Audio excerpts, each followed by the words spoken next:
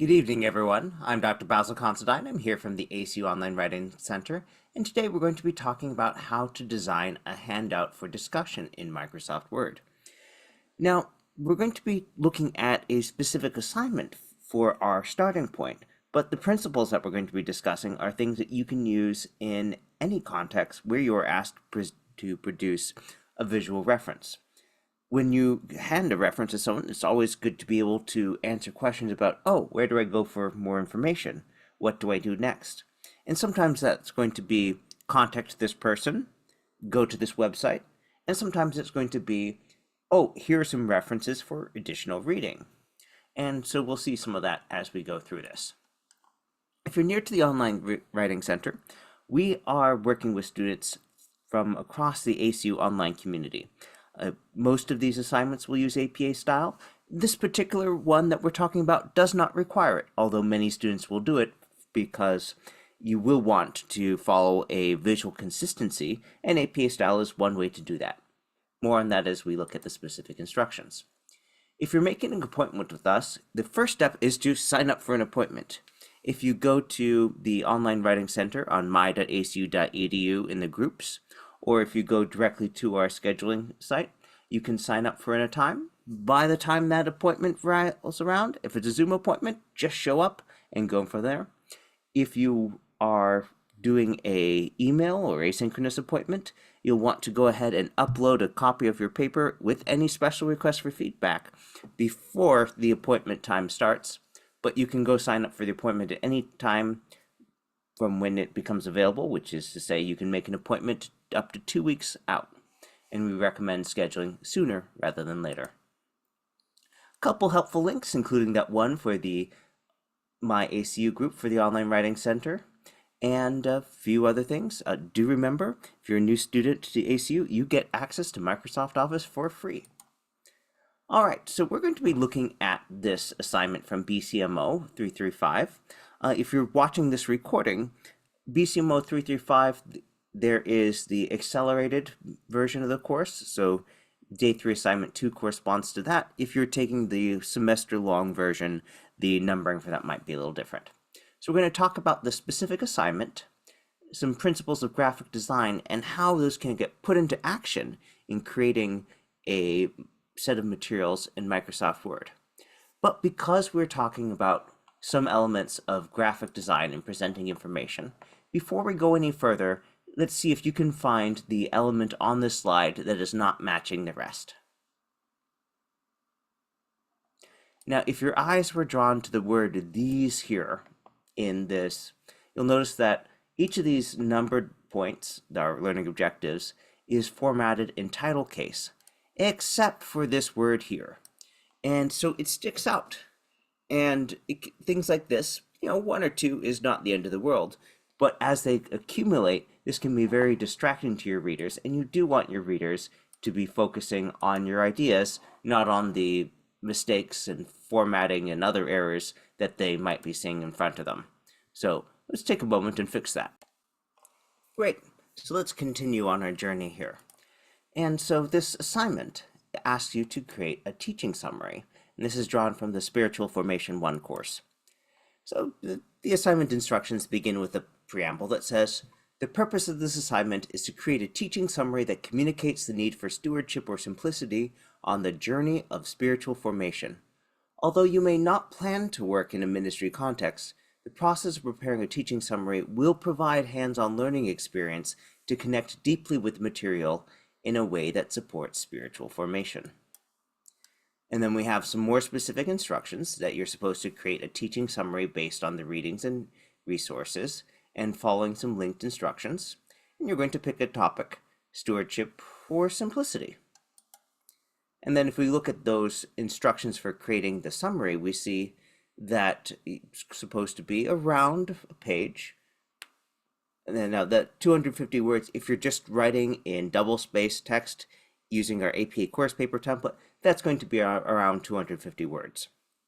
If you are creating a handout, you probably want it to be a little larger, easier to read, so planning on 2 pages. Now, if you are doing this as a course paper that is a little different if you're doing it as, say, a handout to distribute at your church for a reading group or something like that, or Bible study. But we're going to follow those elements. We're just going to be talking about the visual formatting. And so we have this list of requirements: 1 to 2 sentence definition of the topic, citing sources from the readings, a list of 2 to 4 biblical examples of the topic, citing scripture, an explanation of why this is essential, and some suggestions on how to practice this topic, and a separate page for the references. Okay, and that's some references from the readings and resources, as well as some scriptural references. Great. And if we look at the rubric here, if you're following that this is not requiring that you be in strict APA style, normally you wouldn't be citing the specific references from the Bible in your references section. You might cite the particular translation you did, but you wouldn't have, books, chapter, verse kind of thing, because this would be subsumed within the larger translation that you're citing. But, for the purpose of this assignment, and something you might be distributing for a Bible study, yes, so we'll call that a house rule, where for this particular context, the person in charge of the house, the instructor, has said, hey, you can do this thing for our own reasons. We know this is a divergence from the regular practice, so just don't do this somewhere else unless they have specifically authorized it as a house rule. Okay, well, one of the first things we should do is go ahead and take a look at the template that's provided for this assignment. Now, if we look at this template, we find that it is presenting the information in a particular way. We have the topic in very large text, and then a section to provide a definition, a section to provide biblical examples, a place to write about why this is essential for spiritual formation, a place to put suggestions for practice, and then the references. Now, the particular visual array here, this is not following APA style. These headings would be centered, for example, and we'd have a title page. But it's following some of the same principles for how to visually explain how things are related and how to draw your attention to the most important thing, like, say, the topic. So now that we've talked about the assignment a little bit, let's try and understand what these principles are trying to tell us.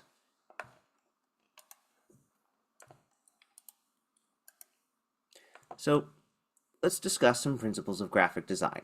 First in brief, then with some examples. So a handy list of design principles, a starting point for tuning your aesthetics, is this post on Adobe, the company behind Photoshop and many other graphic design programs. There are 8 design principles posted here. And these are things that are taught in art school programs, in graphic design, in advertising, and others. So alignment. And we can summarize this as things should look like they're fitting together. Hierarchy to help focus your design. Now, in the example we were just looking at, we saw an example of hierarchy. We see in this template here, topic, the overall topic, sections within it with this larger text in a different color, and then things within it. And we can quickly say, this is a heading, and this is the content of that section, because that size, those colors, the placement tells us that in a consistent fashion. All right, so far so good. Leverage contrast to accentuate important design elements. Now, leverage contrast, we'll look at this one with some examples in a moment, but this is talking about how things look different from each other. Whatever things you do to make them look different, how to clarify what things are important. And again, that heading, the formatting, the marking sections with text that's larger to different colors, that's one way to do it. Repetition, all right, we'll come back to that. Proximity when organizing your graphic elements, how close are they together, and what does that say about how they're related, or if they're far apart, not. Make sure your designs have balance. That'll be something to talk over with examples. Optimize color, so you want things to be clear and easy to read, and there are things you can do to shape the emotional impact. Negative space. So this is where you have space that's not filled with stuff.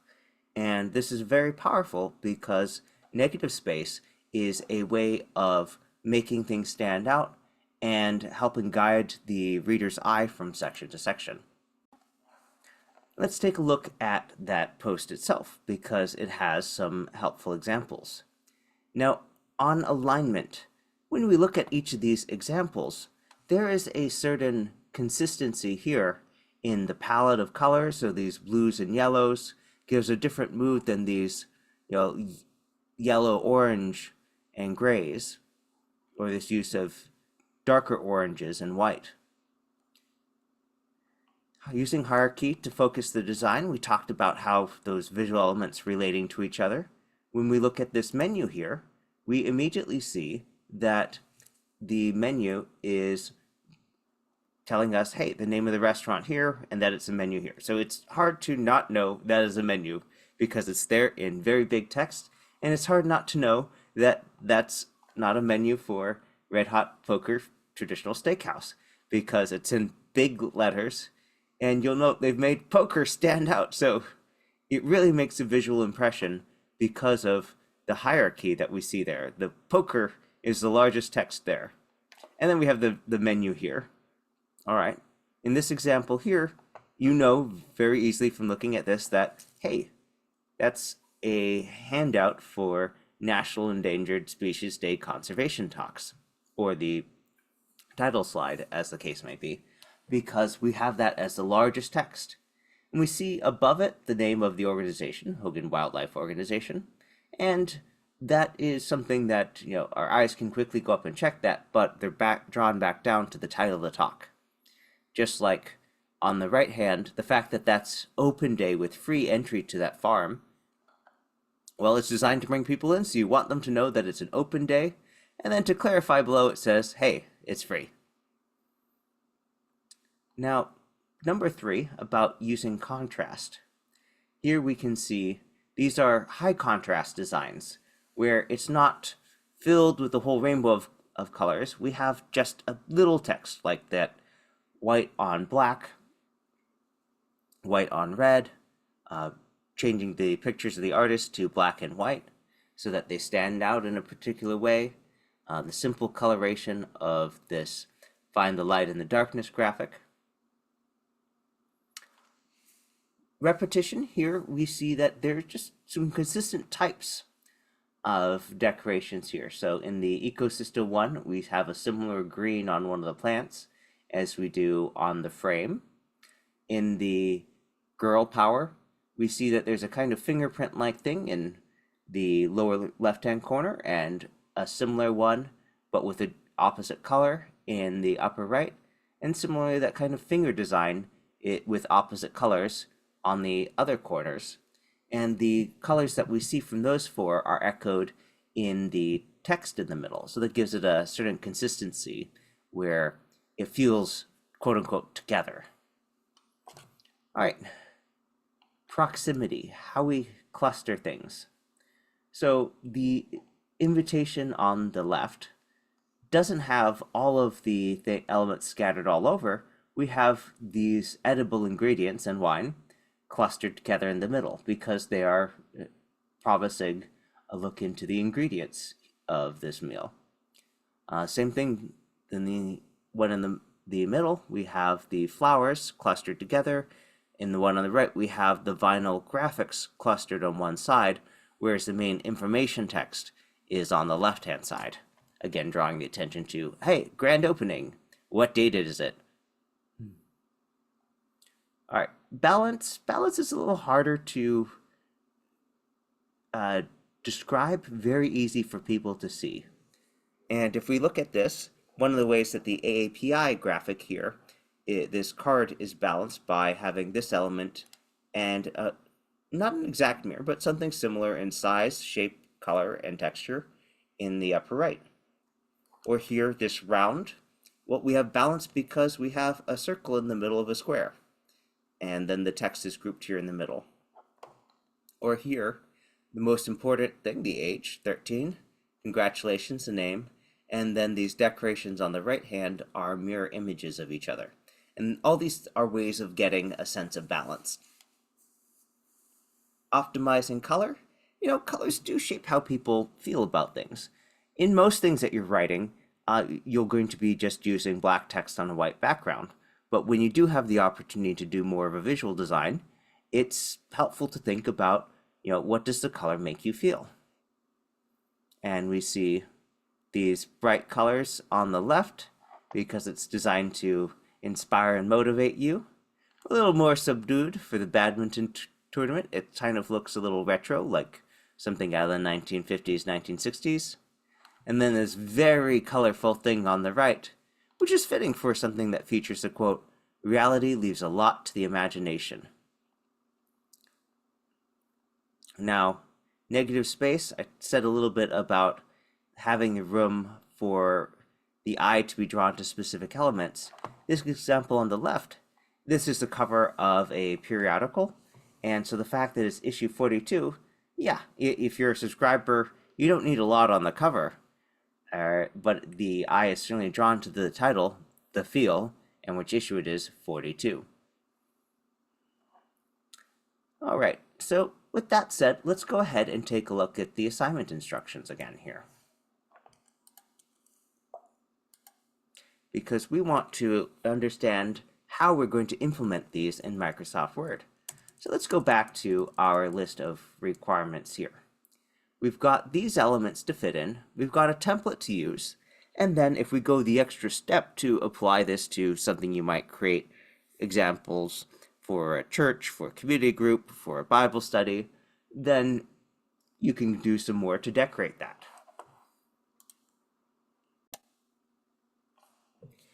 Okay, so we have the template, and of course the assignment gives you some particular choices. I can't do the assignment for you, so I'm going to pick a different topic of which much is written about in the Bible.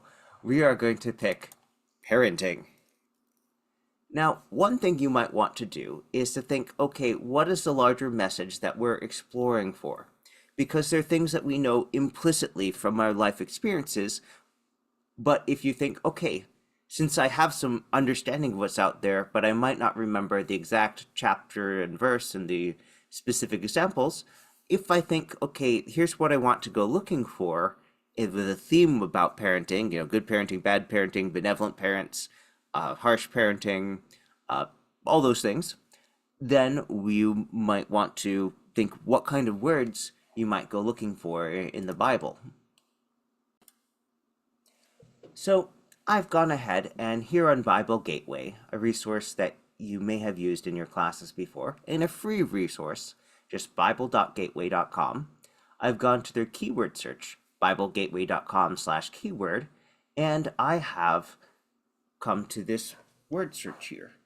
So I could search for parenting. Now that would only get things that match the exact word, parenting. So I might actually want to look for parent, or look for related words like father. And I see, okay, this is actually coming up with some things that I might not have thought. So we have Proverbs 22:6, start children off on the way they should go, and even when they are old, they will not turn from it. Now, if we're talking about the theme of parenting, then this one might not match. And if you're not looking to talk about punishments from God, then maybe this one wouldn't match. But you can see this is actually moving sequentially through the Bible. And if we continue on, we see, okay, we've got into the gospel here. Now this is more narrative, talking about parenting. So where do we go from this? Well, let's think about some other words we might be using. So we might use father, and that's used a lot. So you might take a look and see, okay, what are some of the uses that might guide you towards the kind of thing that you're looking for in this. Now, you might also use another reference that has something here, but, Genesis has got a lot of storytelling involving people and their families, so it's not a surprise that it shows up there. just if you're trying to find a particular theme, then you might want to have a more specific word than this, because that's more than 1,000 choices. And we can immediately narrow it down with this topical search here. And so this will give us other things like, oh, looking at names related to that, or a term for that. So, just to look for this, parenting is not exactly a word that we would expect to see very often, just because of the way that language shifts. But if we look at this, and I'm going to go ahead and click in context here. Children, obey your parents in the Lord, for this is right. Honor your father and mother, which is the first commandment with a promise, so that it may go well with you and you may enjoy long life on the earth. Okay, so I might decide that that's something that I want to read. And I see here, hold on, there's a cross note here about Deuteronomy 5 to 16. Okay, I've got two things I might start with. So let's go ahead and start putting things like this into our document. Now I went ahead and just pasted this from the website, and that's not quite looking the way we want it to. It's a little visually inconsistent. So I can undo that paste, and I can go ahead and go to the menu and select Edit, Pasted Batch Formatting. And now it fits a little bit better. I still need to do some cleanup.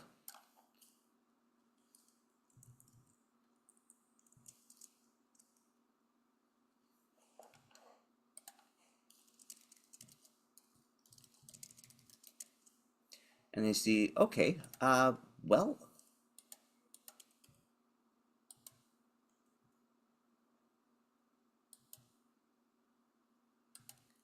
we have all the elements here now. Except to mark this, we were going to mark this as a quote within a quote.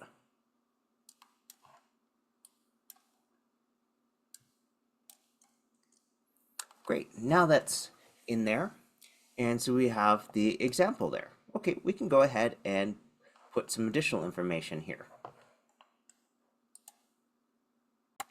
Now, I'm going to use as one of my sources for parenting. We have this book, The Way of the Heart, and I've gone ahead and I've looked up the book in WorldCat. I could have looked it up in the ACU library catalog or another thing, but all of those have a cite button that will help format the reference in our style system of choice. In this case, I'm using APA 7th edition. And while it is always something you want to check, this looks good, and it points to a way to access this free book. And all right, back to the Word document. So in my references section, I'm going to go ahead and put this here.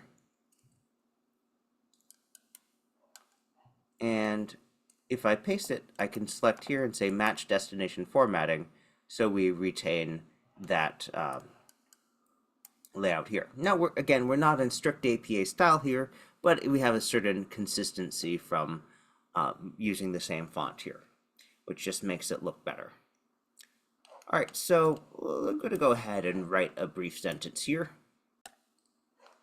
So I've gone ahead and written a sentence here, and so I need to cite my source here, and that's going to be the Nguyen 1981.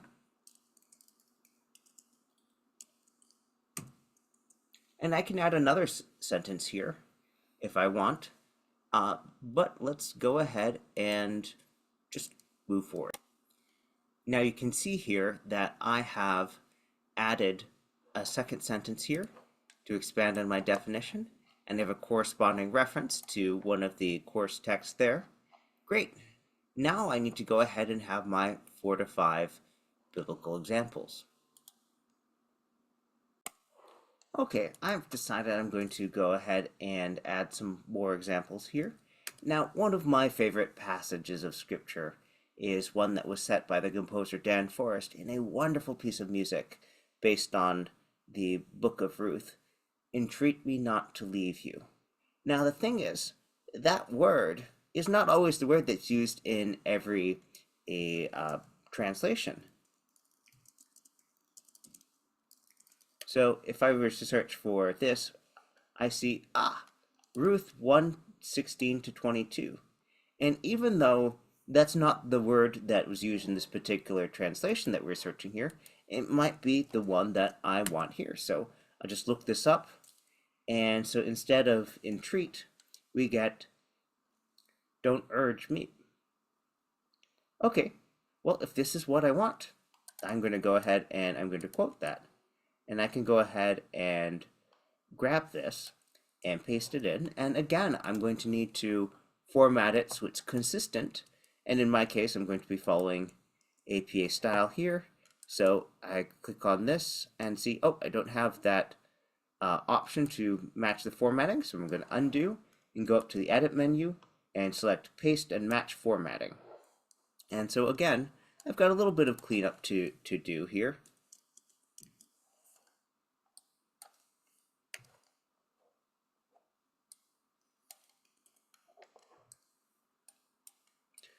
And this is Ruth talking to her mother-in-law.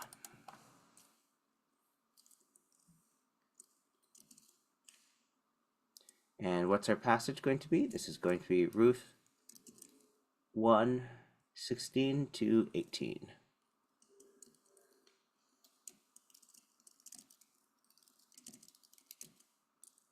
And again, I will clean that up. So this is more explicit. This is, you need to know a little bit more context, but this is talking about another side of parenting, which doesn't end just when people reach adults. Okay, I'm going to go ahead and add a few more entries here. So you can see I've filled in some information here. And, if you were writing this up as the assignment, you would put more in here. But this is enough for us to look at the visual formatting and think about some ways to make this look something different. Now, if you're working in PowerPoint, there'd be a design editor. Word, it's helpful to know some specific options. So here, I might look at this and go to, I want to go to design and see what this will do. And you can see that this is just taking those elements, these headings, which if we look in home and we select this, we can see that's styled as heading 1. This is styled as title. This is heading 1. This is heading 1. So because of those things, if I go to design, there are ways that Word can make that look different, including using this modern button, and we get same basic elements, but some visual formatting that sets it apart in a particular way. I can switch between those quickly and say, I want some colors. I can pick a specific palette. I can add particular elements or shapes, but I think that this is giving me a good starting point because it's not all black. We have some visual consistency, and ultimately you will be looking at what else you will be integrating in this, and you might just play around with these buttons a bit. In fact, if you mouse over, you can click on this menu here and see the whole array of options you have, and download more for free from the Microsoft website. You can also say, all right, I want to go with one of these visual themes here, like this one here. Or maybe I want vapor trail, and I'll set that to be using the blue color scheme. Simple ways, but it's still following those principles of consistency, visual separation, and in this case, having some negative space to outline, hey, this is before and after section. All right, let me make sure I understand the parenting definition before I move on. Now, if you are writing this assignment, you might look for things like here, oh, hey, there's actually a space here that's not there. And usually the easiest way to do that is just delete the line break and re-add it, and you can see that that's added. Or I could take this and I could say, well, I want to have some more space here. And you have options like changing this as a whole to have a little bit more space. If you're going to do that, you probably want to do it throughout your document. We can go ahead and use the add space after a paragraph. And then we have one that seems to be not cooperating, so let's go ahead and re-add that. And now, after we've deleted and re-added those line breaks, it is now looking consistent. And that's consistent within the section because we're working with those all at once. All right. Now you can see that at a 10-point font for this, we're filling up much of the page. Now, the average churchgoer in much of the country is someone who is of an age where they might be wearing glasses or wearing glasses soon. And so even though this is blown up large on my screen and I can read it, you might want to make your font size larger. And in this case, I'm going to select all, and instead of setting one size, I'm going to use the increase font size button here and say bump it up 2 steps. And so if you're distributing this as a handout, we would be getting a larger font size here. So 14, and you can see why this might now span 2 pages, because if we were to ignore that rule for this assignment about having references on another page, you see, oh, hey, that's actually filling much of 2 pages just by itself. And I might want to add some negative space so the references are down at the bottom there. All right, so if we were to look at this here, we have basically 2 pages at this size. And if this is something that you're distributing for discussion, hey, we've got a centering definition, we've got some biblical examples. If you're doing the full assignment, you would have a paragraph about why this is essential for spiritual formation, and some suggestions for practice, and some references. All right, just make sure that when you're doing this, you check back and make sure you don't accidentally lose some important italicization. And here we are, we're done, and we are ready to finish. So, if you have any questions, please feel free to email us at onlinewritingcenter@acu.edu.